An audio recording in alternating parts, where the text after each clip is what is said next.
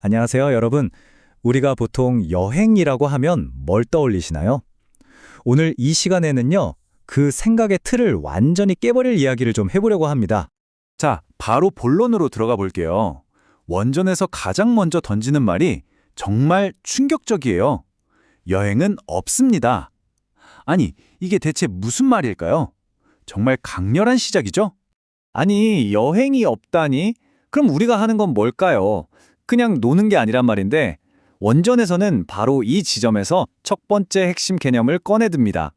여행에는 우리가 생각하는 것보다 훨씬 더 깊고 다른 목적이 있다는 거죠. 자, 이 표를 보시면 그 차이가 확 들어오죠? 한쪽은 그냥 놀기 위해 돈을 쓰는 말 그대로 관광이고요. 다른 한쪽은 지식을 얻기 위해 수업료를 내는 나 자신에게 투자하는 여행입니다. 그러니까 초점이 오락에서 성장으로 완전히 이동하는 거예요.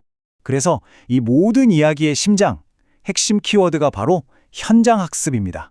말 그대로 책상에서 이론으로만 배운 걸 현장에 직접 가서 보고, 느끼고, 경험하면서 진짜 내 것으로 만드는 과정. 이게 바로 여행의 진짜 모습이라는 겁니다. 이걸 좀 더 쉽게 비유하자면 우리 다들 가봤던 수학여행 같은 거예요. 근데 그냥 친구들이랑 놀러 가는 게 아니고요. 원래 수학여행의 진짜 목적이 뭐였어요?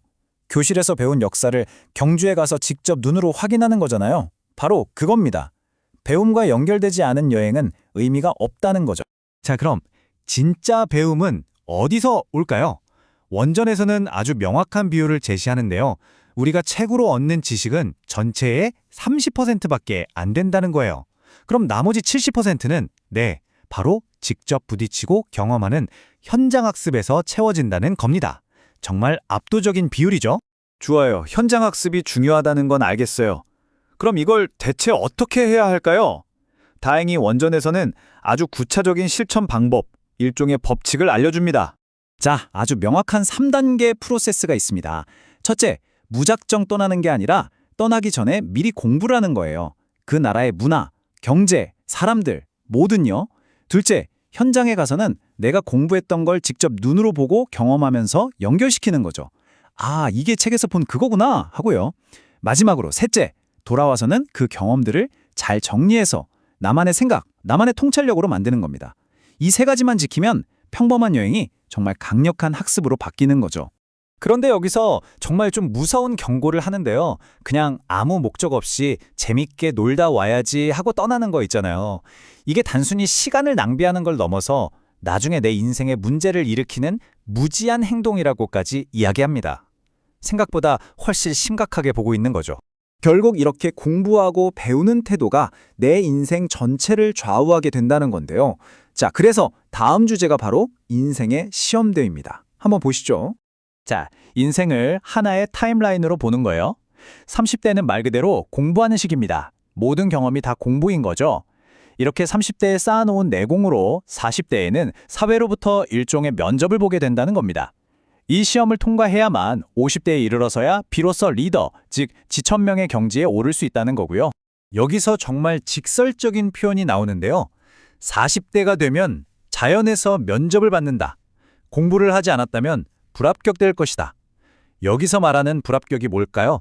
바로 명예퇴직 같은 것들이에요.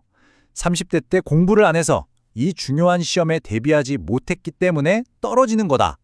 이렇게 비유하는 거죠.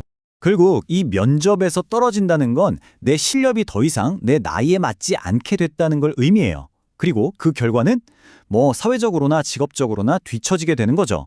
그러니까 끊임없이 현장에서 배우고 실력을 갖추지 않으면 결국 도태될 수밖에 없다는 아주 냉정한 현실을 이야기하는 겁니다. 자, 지금까지는 개인의 성장에 대한 이야기였잖아요. 근데 이 이야기는 여기서 끝나지 않습니다. 이 개인적인 공부가 어떻게 세상을 위한 지혜라는 훨씬 더 큰 그림으로 연결되는지 마지막으로 한번 살펴보겠습니다. 여기서 아주 거대하고 또 강력한 비유가 하나 등장합니다. 인류 전체를 하나의 커다란 나무라고 생각해 보세요. 그럼 우리는, 즉 한민족은 바로 그 나무의 뿌리에 해당한다는 겁니다. 뿌리가 하는 일이 뭐죠? 땅속에서 영양분을 빨아들이는 거잖아요. 마찬가지로 전 세계를 돌아다니면서 지식이라는 영양분을 흡수해서 나무 전체, 즉 인류를 살리는 지혜를 공급하는 역할, 그게 바로 우리에게 주어졌다는 겁니다. 이게 바로 우리에게 아주 익숙한 홍익인간 정신의 현대적인 해석이라고 볼 수 있어요. 널리 인간 세상을 이롭게 한다. 어떻게? 바로 우리가 전 세계를 공부해서 얻은 그 지혜로서 세상을 이롭게 한다는 거죠. 이렇게 연결하니까 뭔가 더 깊은 의미가 느껴지지 않으세요? 그럼 뿌리라는 위치가 우리에게 어떤 특별한 힘을 줄까요? 원전에서는 이렇게 말합니다.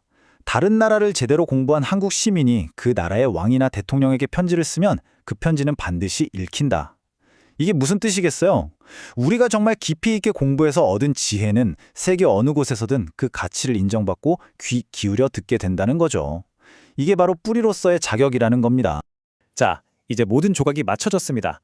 진짜 여행, 그러니까 현장학습은 현실에서 도망치는 게 절대 아니에요. 오히려 그 반대죠. 사회와 세상을 이끌어갈 리더로 성장하기 위해 반드시 거쳐야만 하는 아주 중요한 과정인 겁니다. 자, 오늘 이야기를 마무리하면서 원전이 우리 모두에게 던지는 질문이 있습니다. 바로 이 질문이죠. 단순히 어디로 갈까가 아니라 나는 왜 가는가를 먼저 물어보라는 겁니다. 여러분, 여러분의 다음 여행은 무엇을 위한 여행이 될까요?